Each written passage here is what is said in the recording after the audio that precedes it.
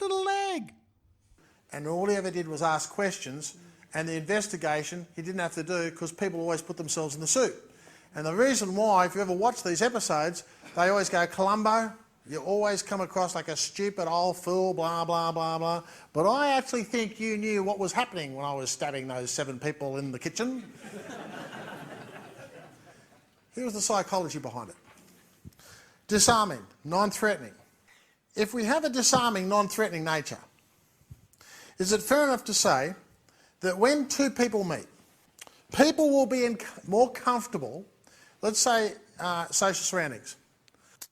The man recognises that the less threatening he is, the more other people will want to educate you and help you out.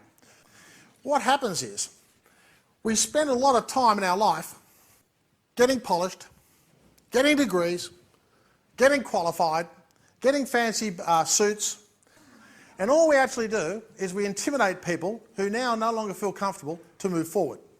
We know that if the other person feels comfortable with us because they don't think we're too smart, people will move forward. Because when people feel they can move forward with you, they're okay as long as they feel like they're more educated than you. People think they're more educated than you, they will move forward and continually let you know how educated they are.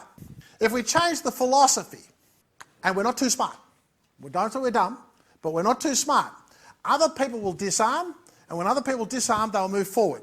The smarter I am, the more people will want to engage lawyers, accountants and financial planners. The less smart I am, the more or less intimidated people will be, the more they will move forward in a negotiation, the more people will do business with me because I am less threatening.